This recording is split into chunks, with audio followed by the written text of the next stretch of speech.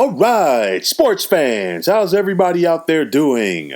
William Martin coming at you one more time here on YouTube with another edition of the 300 Pounds of Sports Knowledge Podcast. Now, it's only a matter of time before a champion will be crowned to culminate the 2020 NFL season. Will the Kansas City Chiefs make it 2 in a row, or will Tom Brady get his 7th Super Bowl championship? You look at the keys to this game. The Bucs have the home field advantage, first team in Super Bowl history to host a title game on their home turf. And I know that it won't be a sellout for this contest, but make no mistake about it, the fact that Tampa didn't have to get on a plane and the fact that they are playing in their backyard has to be a tremendous psyche to this team. You have to ask yourself, can Tom Brady do it again? This guy has won 6 Super Bowl championships. You know, he's a guy that always finds a way to win, and I know that there are going to be some people who will say, well, look at the teams that he played for with the New England Patriots. Yeah, but guess what? Winning always seems to find this guy. You don't win by accident in professional sports, and Tom Brady has consistently proven that. Now, make no mistake about it, Brady must play better than he did the first time around versus Kansas City. These teams did play earlier in the season. Kansas City got the best of Tampa Bay in Tampa Bay by the score of 27 to 24. Brady did get off to the slow start. He got it going, but you know what? Too little, too late, because, you know, Patrick Mahomes in that Kansas City offense were dialed in. And more importantly, Brady cannot play like he did in the second half of the NFC Championship game a couple of weeks ago versus the Green Bay Packers. If you go back and look at that game, for the first half, Tom Brady was dialed in, one of his best halves of football. But in the second half, he threw 3 interceptions, and his defense really stepped up to keep them in the game and ultimately win the game.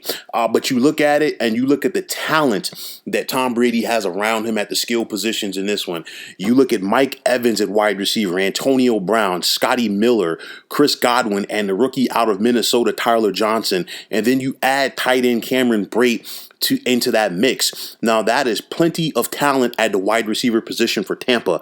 But like I've been saying all season long for the Bucs, they have to commit to running the football. You have 2 solid backs in Ronald Jones and Leonard Fournette. And we saw Ronald Jones have to come out of the wild card game versus Washington with the quad injury. He wasn't as effective in the divisional round win versus New Orleans, but we were able to see him pick it up a little bit in the championship game versus Green Bay. Now Ronald Jones has had an opportunity to rest, and hopefully for the sake of Tampa Bay, that means that he will once again have that burst, because we saw this guy take it to the house from 98 yards earlier this season versus the Carolina Panthers. Leonard Fournette does have speed, maybe not the speed of Ronald Jones, but he still has that burst, and he also has some pop behind him to go for it. So I think it's going to be prevalent for Tampa Bay to get their running game going. Why? Because you get the running game going, you keep this Kansas City defense all on their toes.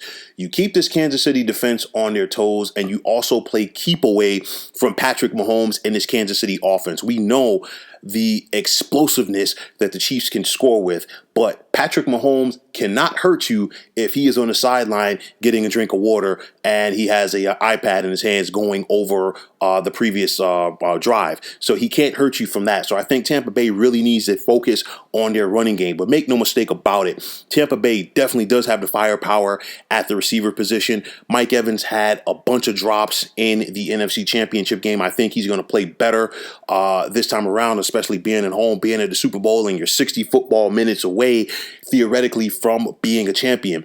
Antonio Brown, he's been to this point in his career before. He got to the Super Bowl with the Pittsburgh Steelers at the end of the 2010 NFL season. And of course, that Steelers squad lost to the Green Bay Packers. You look at Scotty Miller, and wherever Tom Brady goes, he seems to find, these slot receivers that, people sleep on their speed, but every time that they're out there, they find themselves wide open. Scotty Miller is in that same mix like Wes Welker, like Danny Amendola, or definitely like Julian Edelman, and he could have an impact on this game as well. The same could be said for Chris Godwin and Tyler Johnson. You look at Tyler Johnson, he has made some key catches in his playoff run for Tampa Bay, the rookie out of Minnesota, and Brady has not shied away from going to him, and whenever his number is called, he definitely goes goes out there and makes the big plays. I look at this Bucs defensive line versus this Chiefs offensive line, and this is a matchup that I don't think enough people are talking about because Kansas City has their injuries on their offensive line. We've seen the way that this Bucs pass rush has really got it going in this playoff run. And of course, they took it to the Packers a couple of weeks ago. Of course, the Packers had the injuries at offensive tackle, and it seemed like every single time that Aaron Rodgers dropped back the pass, he had the likes of Jason Pierre-Paul in his face. He had the likes of Shaq Barrett in his face. So this is something that, you know what, Andy Reid, the Chiefs head coach, and Chiefs offensive coordinator Eric Bieniemy definitely have to be wary of. So I think it's also going to be important for Kansas City to get their running game going in this contest to take a little bit of pressure off of Mahomes. We know that Mahomes loves the deep ball, make no mistake about it, but he can beat you in so many forms. If he's not going to Mecole Hardman and Tyreek Hill deep, you still have to worry about tight end Travis Kelce, who is the best in the game right now at his position. So you look at it, we know that, you know, Kansas City, they're gonna have to try to slow down that pass rush.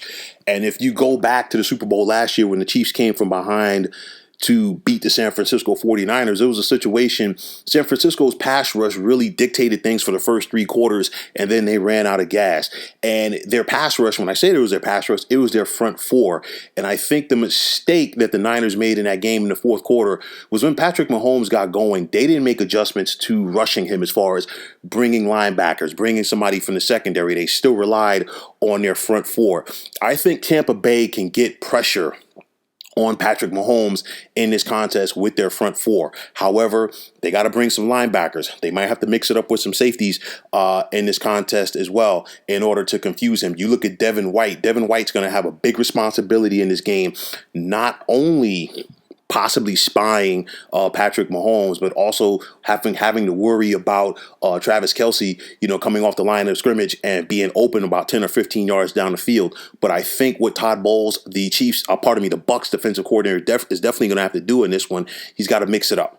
He's got to mix it up and, try to keep Patrick Mahomes off balance, which is easier said than done. But make no mistake about it, this Bucs defense definitely has to go back there and try to make Mahomes uncomfortable. They have athletes in their secondary. You look at the return of Antoine Winfield at safety. We see the likes of Carlton Davis at cornerback. Will they be able to keep up with the speed that Kansas City has at the wide receiver position? We'll have to wait and see. You also look at this Chiefs secondary going up against these Bucs wide receivers. And that's going to be interesting to see because Kansas City is not as good defensively this year as they were last year. They're a little bit more vulnerable. And I think it's going to be prevalent for the Bucs to try to, keep them on the field and wear them out. And if the Bucs are able to do that, the fourth quarter in this contest could be theirs. You look at the two coaches, Andy Reid versus Bruce Arians. Andy Reid has kind of been there, done that. This is his third trip to the Super Bowl. He's looking for his second championship. And, Bruce Arians is a guy that a lot of people are rooting for, rather, one of the quote unquote good guys around the NFL. He's been at it for a long time. And now this is his opportunity to get his first championship. I'm interested to see the chess match between Todd Bowles and Eric Bieniemy.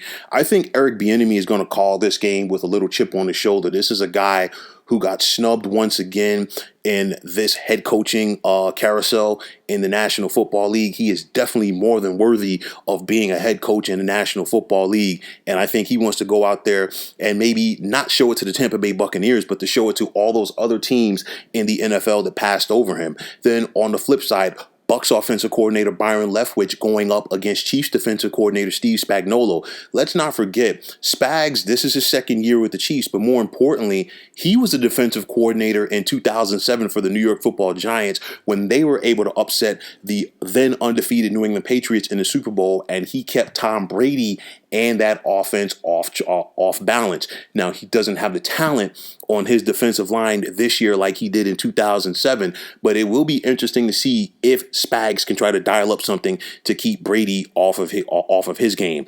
I think this is going to be a tremendous game.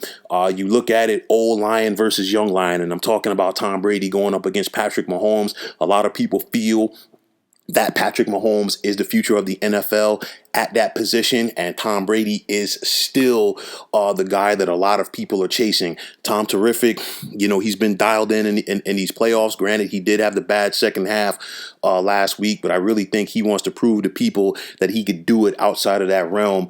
That is the New England Patriots. On the flip side, for Patrick Mahomes, you have an opportunity to repeat and be the first quarterback since Tom Brady in 2004 to repeat as a Super Bowl champion. This is going to be a tremendous game, back and forth. My advice to everybody, find your favorite chair, get your snacks, get your drinks, and sit down and enjoy a great game. But at the end of the day, the momentum right now is with Tampa Bay. They have the better team overall than Kansas City, and I think they have the momentum going for them aside from playing at home, and I think they're going to feed off of that, and Bruce Arians will have this team ready to play come Sunday evening in Tampa. So I'm going to take the Bucs to win the Super Bowl championship by the score of 34-29. So folks, that is going to wrap it up, and as always, I want to take this time out to thank you for tuning into the 300 Pounds of Sports Knowledge podcast here on YouTube. I want to take this time out to thank all of you subscribers out there, and if you have not already, please feel free to subscribe to this channel. Now, if you're on Twitter, please feel free to follow me at 300 Pounds of Sports, and like I always say, if you follow me, it'll be my pleasure to follow you right back. There's also the sports discussion group on Facebook at the Sports Depot 365. You can check it out, drop a line, and be a part of one of the better sports debating sites going on social media. So once again, fine folks, my name is William Martin. Take care and have yourselves a wonderful day.